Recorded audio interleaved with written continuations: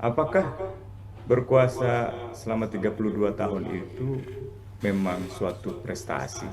Dan kalau kekuasaannya sudah 8 kali pemilu atau 7 kali pemilu atau 7 kali menjabat gitu ya, ya itu udah korup absolutely gitu. Bang Usman, bagaimana jika ada argumentasi begitu ya dari yang pro Soeharto menjadi pahlawan nasional bahwa Soeharto sudah puluhan tahun menjadi presiden dan juga mendapat julukan juga ya sebagai bapak pembangunan begitu.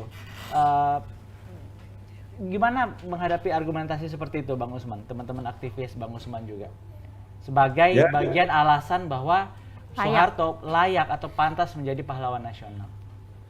ya sederhana. Apakah berkuasa selama 32 tahun itu memang suatu prestasi? Apakah suatu kenormalan di dalam negara yang mengklaim sebagai demokrasi dan demokrasi Pancasila, orang berkuasa tanpa batas gitu, hampir seumur hidupnya.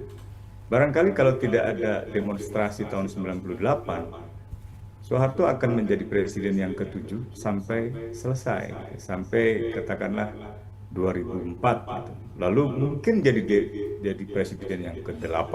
Jadi tidak ada batasan pada kekuasaan. Nah, tidak adanya batasan kekuasaan itu menimbulkan kecenderungan untuk bersikap korup gitu. Dan kalau kekuasaannya sudah 8 kali pemilu atau 7 kali pemilu atau 7 kali menjabat gitu ya, ya itu udah korup absolutely gitu. Jadi itulah yang menjadi dasar misalnya Transparansi Internasional dulu menempatkan Soeharto sebagai salah satu dari pemimpin terkorup, bahkan tingkat korupsinya lebih tinggi termasuk kekayaannya daripada Presiden Filipina dan juga Presiden Kongo.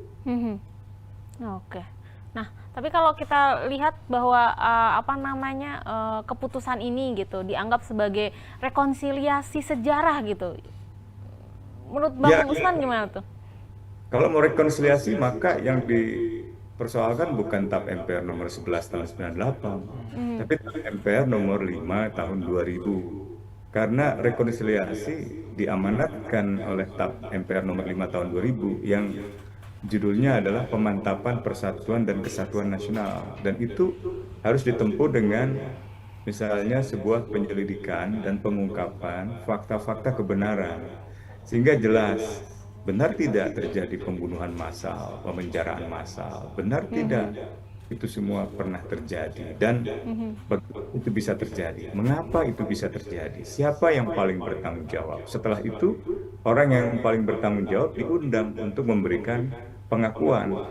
Kalau ia memberikan pengakuan yang sepenuhnya dengan tulus, ya, dengan terbuka, dalam pengalaman negara lain, ia bisa mendapatkan permaafan, gitu, pengampunan. Gitu. Tapi kalau pengakuan itu tidak diberikan, malah sebaliknya adalah penyangkalan, ya itu justru berujung dengan proses penuntutan, tidak ada rekonsiliasi. Gitu. Nah, sampai di titik itu sebenarnya penghukuman lewat pengadilan itu bukan untuk balas dendam, sehingga seolah-olah itu harus kita hindari. Kan di Indonesia ini kita hidup di bawah nilai-nilai sejak zaman dulu ya, termasuk terutama masa Orde Baru, seolah-olah kita nggak boleh konflik, seolah-olah tuh hidup harus harmoni, harus stabil, harus damai, tidak boleh ada dinamika gitu, sehingga perbedaan pandangan tidak ditoleransi, kalaupun dipaksakan akhirnya dibungkam dengan dipenjara, dibunuh, disiksa dan seterusnya gitu. Itu kan nilai-nilai yang sebenarnya mempengaruhi kita saat ini.